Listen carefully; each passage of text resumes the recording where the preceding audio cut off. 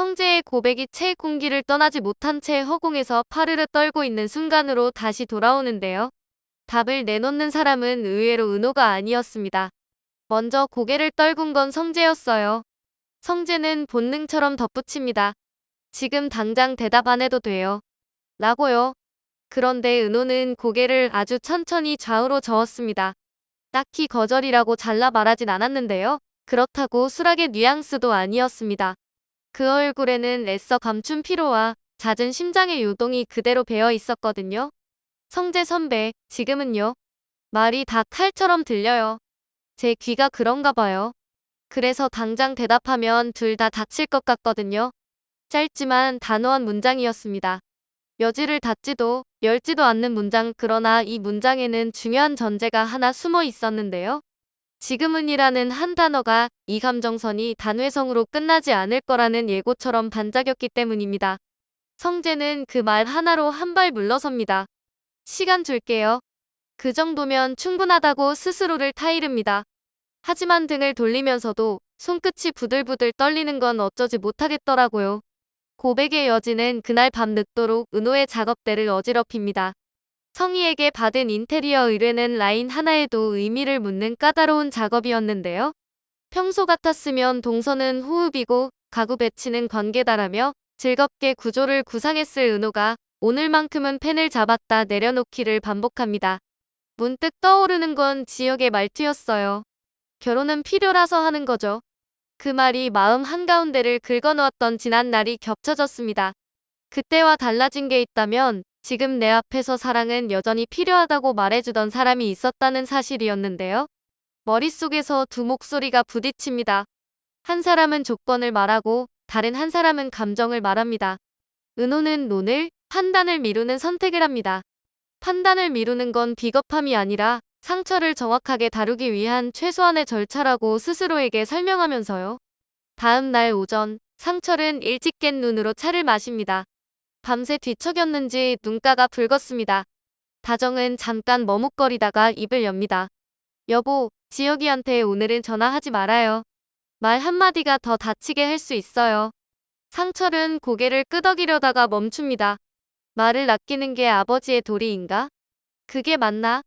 스스로에게 거칠게 묻습니다. 상철은 평생 말 대신 등으로 가족을 지탱해온 사람이었고 그래서 말에는 서툴렀는데요. 그 서툰 말이 오늘만큼은 칼처럼 번져나갈 수 있다는 걸 본능적으로 알고 있었던 겁니다. 옥례가 방에서 나와 한마디 보탭니다. 아버지는 나무고 애들은 바람이야. 바람 붙잡으려다 나무가 먼저 꺾인다. 허허 하고 웃어 보이지만 말끝은 오래 남습니다. 수빈이 여전히 현실 모드로 정리합니다. 형이 먼저 돌아올 명분이 생기게 둬야 해요. 명분 없는 귀환은 더 창피하거든요. 수빈의 말은 차갑지 않았습니다. 오히려 현실 감각이 따뜻함이 될 수 있다는 걸 보여주는 말이었어요. 지화는 말수가 줄었습니다. 밤새 생각이 많았던 눈빛이었는데요. 관계가 망가질 때 제일 먼저 깔리는 건 오해더라고요. 오해가 쌓이면 신뢰는 가루가 되고요. 조용히 내뱉은 말이지만 모두가 들었습니다. 그 시간 지혁은 어제보다 덜 떨리는 손으로 물을 마십니다. 응급실에서 깬 뒤에도 그는 자신을 향한 분노와 자책 사이를 왕복했는데요. 필요해서 결혼하려 했다는 말을 스스로도 견디기 어려웠기 때문입니다. 필요는 합리였고 합리는 변명과 닿아 있기도 했습니다. 그는 휴대폰을 켭니다. 다정이 보낸 문자가 다시 뜹니다. 지혁아, 때가 되면 돌아올 거지? 집은 언제든 널 기다린다. 그 문장을 수십 번 읽습니다. 이상하게도 죄책감만이 아니라 고마움이 같이 밀려옵니다. 돌아갈게요. 근데 그냥 돌아가진 않을게요. 혼잣말이었지만 다짐의 문장은 목 안쪽에서 아주 또렷하게 말끝을 맺었어요. 지혁은 그 다짐을 행동으로 바꿔보기로 합니다. 스스로를 벌주는 노동 대신 오늘부터는 정면 돌파로 방향을 바꾸자는 결론이었는데요. 첫 번째 정면 돌파는 바로 성재였습니다. 그는 먼저 연락을 보냅니다. 밤, 내가 살게. 어제와 다르게 오늘은 먼저 손을 내밀자고요. 정오가 약속 시간입니다. 그런데 정오를 앞두고 다른 곳에서도 중요한 일이 벌어집니다. 성희가 보낸 인사 담당자가 병실로 찾아와 영나에게 운전기사 후보들의 프로필을 보여주는 자리였어요. 전기사가 다친 뒤 당장 운전할 사람이 필요했거든요. 성희가 조용히 말합니다. 이번엔 내가 선택해. 엄마가 대신 정하면 또 말 나와. 영란은 한 장 넘겨보는데요. 젊은 남자의 프로필에서 손이 멈춥니다. 이름은 지환, 경력은 군 운전병 출신, 현재는 일용직과 대리운전을 병행, 특이사항은 근면, 청결, 무사고. 설명이 과하게 꾸며지지도 불안하게 비어있지도 않은 종이었습니다. 이 사람으로 할래요. 영라가 말합니다. 성희는 눈썹을 아주 살짝 올립니다. 왜? 영다가 짧게 답해요. 솔직해 보여서요. 선택은 그렇게 끝났습니다. 성희는 금세 연락을 돌리고 같은 시각 지환의 휴대폰이 울립니다. 면접 보러 오시겠어요? 간단하고 건조한 문장이었지만 지환에게는 한겨울 난로 같은 전화였습니다. 그는 거울 앞에서 셔츠를 다려 입고 자신이 가진 유일한 넥타이를 매봅니다. 매듭이 여전히 서툴렀지만 마음만은 가지런했는데요.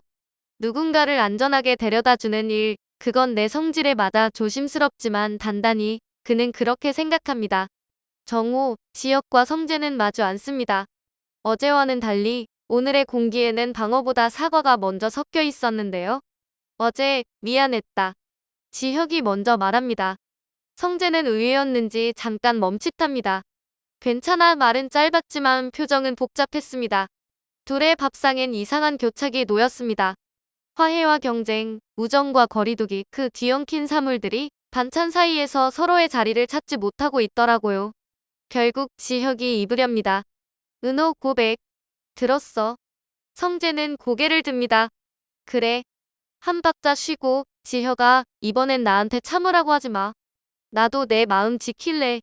지혁은 고개를 푹 숙였다가 다시 듭니다. 알겠어. 대신 한 가지만 약속하자. 서로의 방식으로만 사랑하지 말자. 상대 방식도 보자. 묘하게 성숙한 문장이었는데요. 그 말에는 이번만큼은 우정과 사랑을 둘 다 잃지 않기 위해 아주 느리게 걸어가 보자는 뜻이 숨어 있었습니다. 성재는 그 약속을 받아들입니다. 늦어도 돼. 우리 안 깨지게 가보자. 같은 오후, 은호는 긴 고민 끝에 메시지 하나를 보냅니다. 수신이는 성재 고백 고마워요. 근데요, 당장은 제가 저한테 정직해지는 시간이 필요해요. 정직해지는 시간. 그 말의 핵심은 지금은 빈자리 만들기였습니다. 누구의 손도 잡지 않은 채 한 걸음 물러나는 시간. 그러고 나서 자신이 누구를 향해 걷고 싶은지 그때 다시 대답하겠다는 뜻이었고요. 성재는 한숨을 내쉬면서도 미소를 지어봅니다. 여전히 가능성이 있다는 사실이 기쁘기도 했거든요. 그러나 그는 곧바로 다짐을 바꿔 다람합니다. 기다림을 명분으로 집착하지 말자. 기다림은 아름다울 수 있지만 명분이 되면 언제든 누군가를 옥죄는 줄로 바뀌기도 하니까요. 이쯤에서 잠깐 영라 쪽 소식을 전하면요. 지환의 면접은 놀라우리만치 담백하게 끝납니다. 운전은 도로만 보는 일이 아니더라고요. 지환이 말합니다. 사람 컨디션, 시간, 주변 시선 다 같이 보게 돼요. 영란은 고개를 끄덕입니다. 맞아요. 그래서 난 조용한 사람이 필요해요. 성희는 몇 가지 절차만 확인하더니 바로 계약서에 도장을 찍습니다. 오늘부터 출근하세요. 빠른 결정이었는데요. 요란한 사건들이 연달아 터졌을 때는 이렇게 맺고 끊는 사람이 필요했습니다. 지환은 처음엔 거리를 둡니다. 실장님, 목적지만 알려주세요. 영란은 그 태도가 더 편했습니다. 말 많은 보호보다 존재가 보호가 되는 사람. 둘의 첫 주행은 침묵 속에서 시작됐고 이상하게 그 침묵이 서로에게 위로가 되었는데요. 침묵에도 결이 있다는 걸 두 사람은 동시에 알아챘습니다. 저녁이 내려앉을 무렵 상철은 결심합니다. 내가 가서 데려오마. 다정이 팔을 붙듭니다. 오늘은요, 그냥 놔두자고 했잖아요. 상철은 숨을 길게 뱉습니다. 놔두는 것도 한 번이고 데리러 가는 것도 한 번이지. 옥례가 고개를 끄덕입니다. 가되 무엇도 따지지 말고 데리고만 와라. 그 한마디는 상철의 발걸음을 가볍게 하는 주문 같았습니다. 상철은 지혁이 머문다는 허름한 여관을 찾아갑니다. 문을 열고 들어가니 침대 끝에 걸터앉은 지혁이 고개를 듭니다. 둘은 한동안 아무 말도 하지 않습니다. 먼저 고개를 숙인 건 상철이었습니다. 이가 시릴 때 찬물 마시지 마라. 더 시려진다. 말 같지 않은 말로 시작해버렸네요. 그렇지만 그 말 하나로 둘 사이에 얼음이 조금 녹습니다. 지혁이 고개를 끄덕입니다. 아버지, 그냥 집에 가도 돼요? 상철은 짧게 대답합니다. 집은 내가 나갈 수 있어도 집은 너를 못 내보낸다. 이것이 오늘 아버지가 준비한 유일한 매우 정확한 문장이었습니다. 집으로 돌아오는 길, 상철은 한 가지 부탁을 덧붙입니다. 사람은 필요를 택할 때도 있고 사랑을 택할 때도 있다. 내가 필요만 택했다고 해서 내가 널 미워한 건 아니다. 다만 내가 널 미워하지 않았으면 한다. 지혁은 갑자기 눈앞이 뿌옇게 흐려지더라고요. 오늘 하루 가장 어렵고 가장 쉬운 대답을 동시에 합니다. 네. 밤이 깊자 성재는 집무실에서 늦게까지 보고서를 넘깁니다. 진석이 들어와 묻습니다. 요즘 얼굴이 안 좋다. 성재는 말없이 웃습니다. 진석은 아들의 옆에 앉아 몇 장의 서류에 도장을 찍습니다. 사람 일은 회사 일보다 더 어렵지. 무뚝뚝한 위로였지만 오히려 그래서 더 힘이 됐습니다. 성재는 조심스럽게 꺼냅니다. 아버지, 내가 좋아하는 사람이 있어요. 진석은 대답 대신 서류철을 덮습니다. 좋아해라. 다만 남의 그늘에 기대서 좋아하지는 마라. 그늘이라는 말에 성재는 숨이 턱 막힙니다. 지혁의 그늘이라는 오래된 자의식이 솟구칩니다. 그는 갑자기 확신합니다. 나는 내 자리에서 좋아하겠습니다. 그건 누군가를 향한 선언이면서 동시에 자기 자신을 향한 맹세였어요. 다음 날 아침, 은호는 연남동 현장을 다시 엽니다. 천장을 바라보고 바닥에 동선을 다시 잡고 손님의 첫 시선이 어디에 머무는지 움직이며 확인합니다. 키를 쥐고 들어온 성희가 말합니다. 이 공간 너한테 맡기길 잘했다. 은호는 허리를 숙여 인사합니다. 클라이언트의 의도를 조금은 더 듣고 싶어요. 성희가 미소를 지으며 한 발짝 가까이 다가옵니다. 젊은 예술가들이 작품만 놓고도 생존할 수 있게 하고 싶다. 매일의 생존이 작품을 먹어버리면 결국 아무것도 못 만든다. 은호는 그 말에 눈이 밝아집니다. 동선과 진열로 생존의 온도를 낮춰볼게요. 두 사람의 대화는 건조하지만 빠르게 통했는데요. 이 건조함은 서로에게 신뢰의 다른 이름이 됩니다. 같은 시간, 지화는 영란을 처음으로 자택에서 모십니다. 차문을 열며 말합니다. 안전벨트 확인 부탁드립니다. 영란은 말없이 벨트를 맵니다. 출발 전 지환이 짧게 덧붙입니다. 혹시 뒤에서 누가 따라오는지 저는 늘 거울로 먼저 볼 겁니다. 안심하시라고 말씀드립니다. 영란은 미세하게 숨을 내쉽니다. 그제야 밤마다 귀에 맴돌던 한 목소리가 잠깐 멈춘 느낌이 들었거든요. 오랜만이에요. 영라씨, 그 낮은 목소리, 그늘 같은 그 말이 잠시 멀어졌습니다. 차가 움직입니다. 계기판의 불빛과 창밖의 햇빛 사이에 조용한 보호막이 생깁니다. 영란은 그 보호막 안에서 처음으로 고맙습니다라고 말해봅니다. 지화는 예 하고 짧게 답합니다. 둘 사이에 흐르는 침묵은 어제와는 또 다른 결의 침묵이었습니다. 경계가 아니라 신뢰의 씨앗 같은 침묵이었어요. 오후쯤 지혁은 회사로부터 연락을 받습니다. 한동안 쉬셔도 됩니다. 정중하지만 냉랭한 그 특유의 회사 말투. 지혁은 미련 없이 네 하고 끊습니다. 필요를 향해 걸어 들어가던 발걸음을 오늘은 한 발 뒤로 빼는 선택이었어요. 대신 지혁은 노트를 엽니다. 가장 첫 페이지에 적힌 말 여기서부터 다시 바로 아래에 세 줄을 만들었습니다. 관계부터 자신에게 내려보내는 지시문 같았습니다. 오늘의 지시를 지키려면 가장 먼저 해야 할 일이 하나 있습니다. 그는 메시지 창을 열고 아주 천천히 글자를 찍습니다. 수신이는 은호. 거절당해도 괜찮아. 그래도 물을게. 괜찮다면 내가 만드는 공간을 나도 손님처럼 한번 보고 싶다. 이 메시지는 사과도 아니고 고백도 아니었습니다. 다만 관계를 향한 첫 몸짓이었어요. 보내기 버튼을 누르기까지 5분이 걸렸습니다. 눌렀습니다. 은호는 메시지를 보고 한참을 가만히 서 있습니다. 손끝이 약간 떨렸지만 그 떨림은 두려움만은 아니었습니다. 손님처럼이라는 표현이 이상하게 마음을 놓이게 만들었거든요. 선배가 선배의 자리에서 물러나려는 의지, 그게 전달된 것 같았습니다. 그러나 바로 답장은 하지 않습니다. 그녀는 성급함은 관계의 적이라는 걸 이 며칠 사이에 뼈저리게 배웠으니까요. 해질녘, 성재는 카페 앞을 맴돕니다. 들어갈까 말까, 고작 자동문 앞에서 전전긍긍하는 자신이 우스워져서 피식 웃음이 납니다. 결국 들어가요.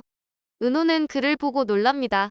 공기가 어색해질 틈도 없이 성재가 먼저 말합니다. 거절해도 된다. 은호가 고개를 듭니다. 내가 싫어서가 아니라 내가 나를 아직 잘 모르겠어서. 성재는 고개를 끄덕입니다. 나도 나를 잘 모르겠다. 다만 널 좋아하는 나만큼은 확실하다. 두 사람은 그렇게 끝내지 않는 대화법을 배워가는 중이었습니다. 끝내지 않는 대화는 오해를 만들지 않았고 서로를 조금씩 덜 아프게 했어요. 그 사이 상철은 식탁에 밥을 차립니다. 다정이 웃습니다. 오늘은 당신이 반찬을 데우네. 상철은 투덜대는 척합니다. 낮에 걷느라 배고프다.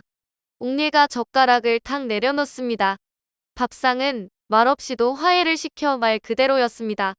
지혁이 들어와 다녀왔습니다라고 말했을 때 누구도 캐묻지 않습니다. 잘 왔다 한마디. 오늘 집은 그 말 하나로 충분했습니다. 밤 전화 한 통이 더 걸려옵니다. 지환에게서 성재에게로 실장님 오늘 영라씨 댁 모셔다 드렸습니다. 큰 문제 없이 성재는 숨을 내쉽니다. 고맙다. 서로 목소리에 인색하던 두 남자가 서로의 자리를 인정하는 음색으로 통화를 마칩니다. 성재는 생각합니다. 나는 보호자가 아니라 경계인이어야겠다. 누군가의 사생활과 안전을 동시에 엮어 다치게 만들지 않으려면 한 발 물러나 경계를 지키는 역할이 필요했거든요. 그건 어쩌면 사랑을 지키는 방법이기도 했습니다.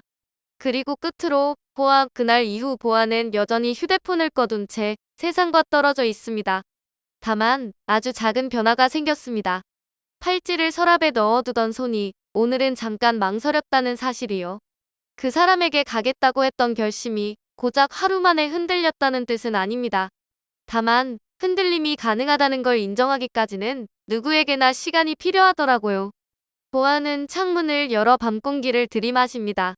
밤공기는 차갑게 그러나 살짝 달콤하게 느껴졌습니다. 달콤함은 도망의 맛이 아니었습니다. 도망을 멈추자는 예감의 맛이었어요.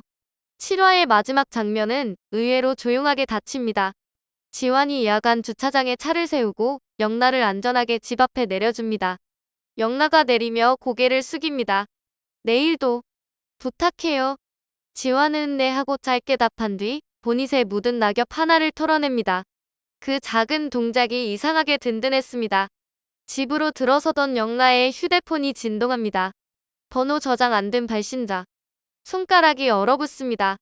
화면 위에 딱 한 줄, 오랜만이에요. 영라는 숨을 멈춥니다. 그리고 그와 동시에 문 밖에서 대문 쪽을 한 번 더 훑는 지환의 시선이 화면을 스친다는 암시만 남긴 채 조용히 어둠이 닫힙니다.